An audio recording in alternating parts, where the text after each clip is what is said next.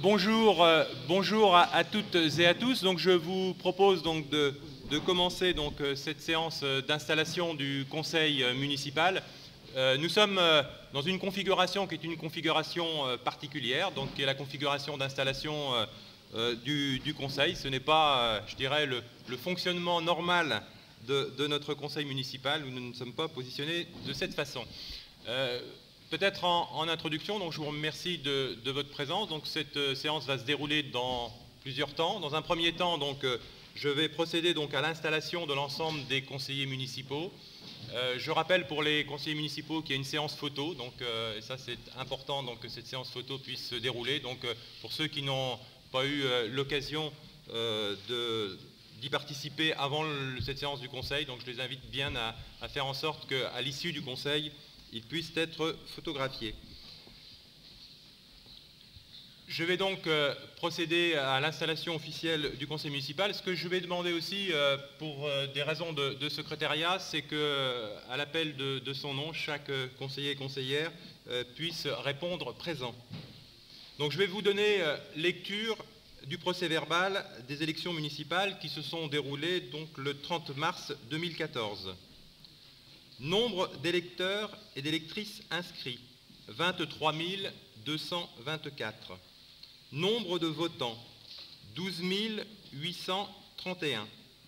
Nombre de bulletins et d'enveloppes n'entrant pas en compte, 477.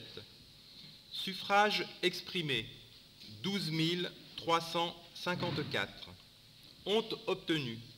Liste fusionnée, Ensemble pour demain et la gauche debout, 6400.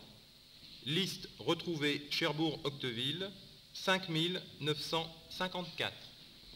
En conséquence, je déclare installés dans leurs fonctions de conseillers municipaux les élus au scrutin du 30 mars 2014, les élus suivants.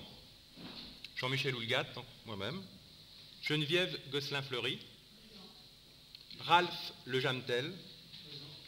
Lydia Thiolan. Benoît Arrivé. Florence Lemonnier. Michel Louiset. Valérie Varenne. Nicolas Vivier. Claudie Launois. Christian Catherine. Guylaine Godin. Hugo Poitvin. Muriel Joseau-Marigné. Jean Lagarde. Marie-Françoise Lebenoît. Daniel Le Reculé. Sophie Corpel. Frédéric Bastian. Catherine Gentil. Sébastien Fagnan. Anna Pic. Sylvain Chemin. Dominique Vaillé. Franck Tison. Christelle Joly. Christian Bernard. Marilyn Héron. Barzine Boniadi. Aline Le Barbanchon. David Marguerite. Catherine Huette. Cyril Bourdon. Françoise Hamon. Fabrice Huette. Emmanuel Duclos. Pierre Sautert.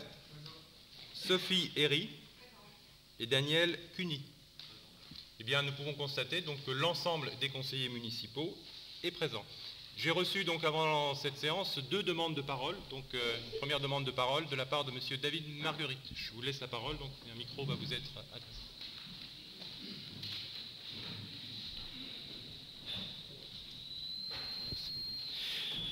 Oui, je vous remercie, monsieur le maire. Je voudrais faire une intervention relativement rapide en 3 points. Le premier point, tout d'abord, pour remercier l'ensemble des électrices et des électeurs de Cherbourg-Octeville qui nous ont apporté leur confiance dimanche dernier et qui ont voulu l'alternance. Ils étaient pratiquement la moitié de la ville à vouloir cette alternance et je souhaite aujourd'hui les remercier en espérant que nous pourrons, comme nous l'avons fait, incarner l'espoir d'alternance dans les mois et dans les années qui viennent. Ma deuxième remarque sera de dire qu'aujourd'hui, je préside un groupe d'opposition qui est considérablement renforcé, qui est uni, une opposition qui est également diverse. Je prends la parole au nom de l'UMP, au nom du MODEM, au nom de l'UDI et au nom de la société civile qui nous ont accompagnés tout au long de cette campagne. Et tout au long de cette campagne, nous puissions la poursuivre fidèle aux valeurs que nous avons portées, conscients également que nous représentons presque la moitié de Cherbourg-Octeville. Ce que nous avons construit, le rassemblement large qui a été le nôtre, nous avons vocation à le poursuivre tout au long des mois et des années qui viennent et à l'amplifier pour que l'espoir d'alternance puisse se concrétiser enfin dans notre ville. Et le troisième message que je souhaiterais porter, c'est sur la forme de l'opposition que nous souhaitons incarner dans les années qui viennent. Je souhaite qu'évidemment notre opposition soit constructive, que cette opposition soit utile, mais qu'elle soit également vigilante et ferme. Vigilante et ferme dès lors que les lignes qui nous semblent justes pour les Cherbourgeois octevillais seront, à notre sens, dépassées. Nous contestons évidemment, comme vous le savez, la légitimité de la nouvelle majorité. Nous considérons en effet que les pratiques des derniers jours ont altéré la sincérité du scrutin, que ces pratiques qui ont consisté à diffuser un document électoral dépassant largement les limites du débat électoral ne sont pas à l'honneur de la démocratie sereine que nous voulons, qu'un SMS émanant directement du chauffeur du maire, qui est pourtant un agent public et donc soumis au devoir de réserve, ont également contribué à altérer la sincérité du scrutin. Dans ce message figurent des propos à caractère diffamatoire et relèvent de l'injure publique et feront donc l'objet de qualifications pénales qu'il relèvera de la juridiction pénale. Nous souhaitons donc, dans ces conditions de majorité qui nous semblent, à notre sens, peu légitimes compte tenu du faible écart de voix et des pratiques, pratiquer une opposition qui veut représenter la moitié de la population.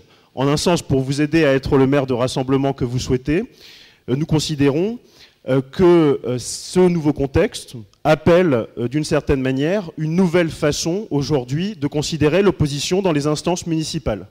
Nous souhaitons donc être associés à la prise de décision, nous souhaitons participer activement à la mission qui est la nôtre et nous souhaitons dans les mois qui viennent contribuer à rétablir le rassemblement et l'apaisement dans l'ensemble de notre ville.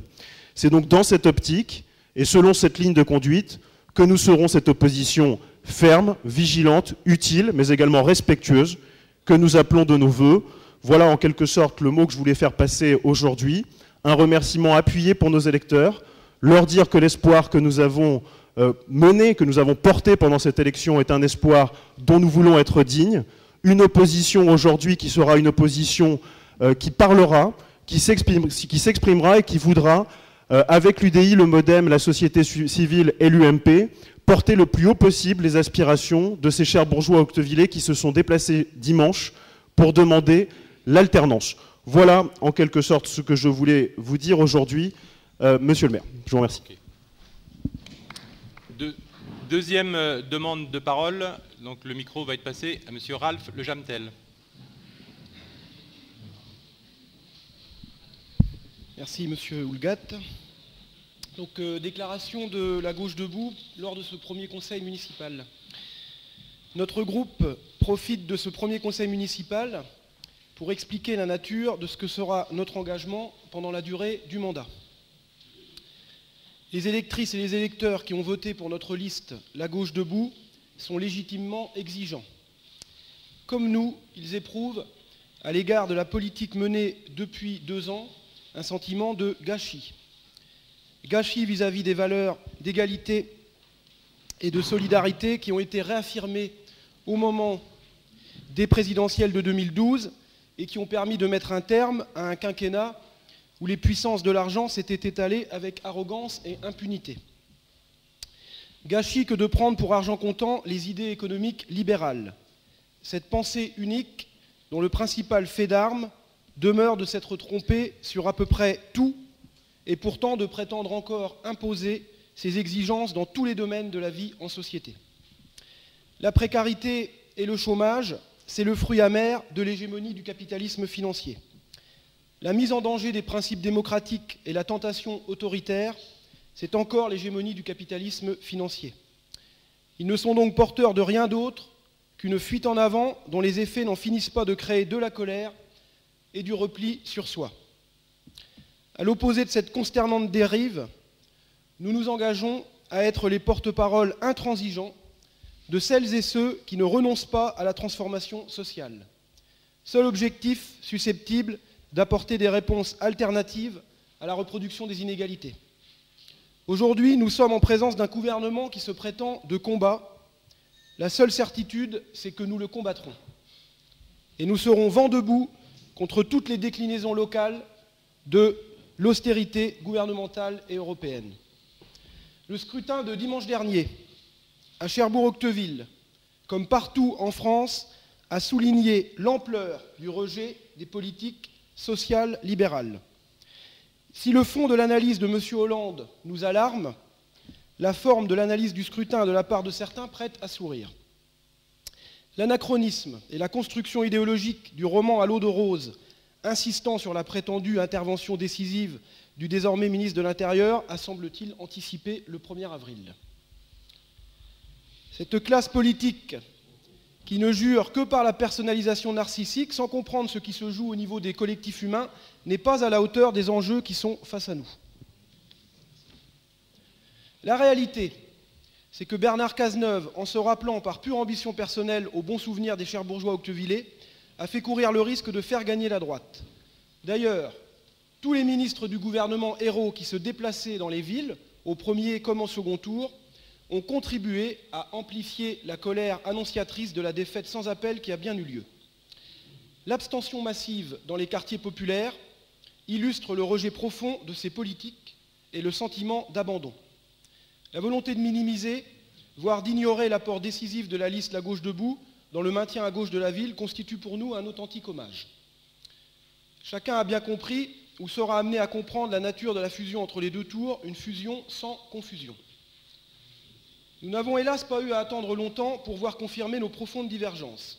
C'est pourquoi tous les efforts seront déployés afin de faire respecter les engagements sur les projets que nous avons défendus.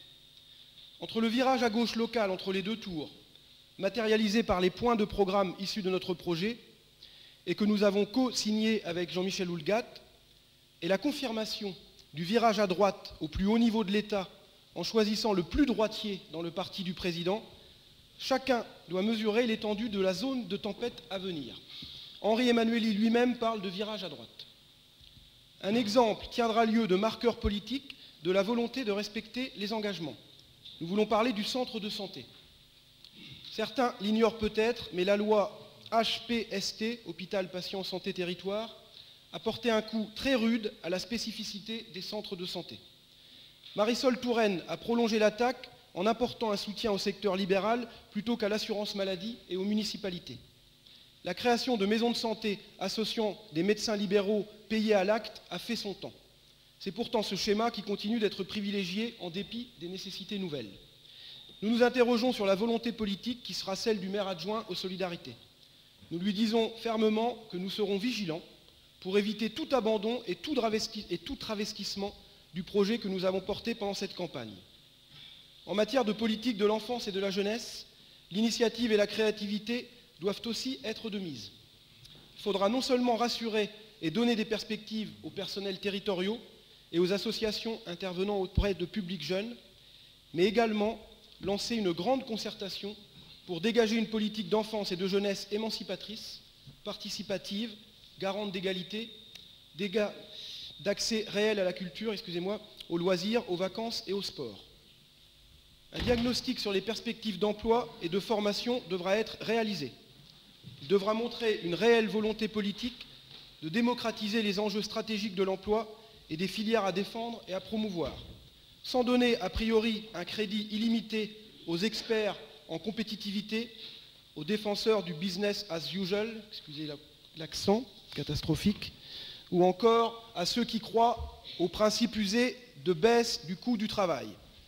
C'est pourquoi nous nous ferons un devoir de soutenir les luttes sociales contre l'austérité, y compris dans cette enceinte.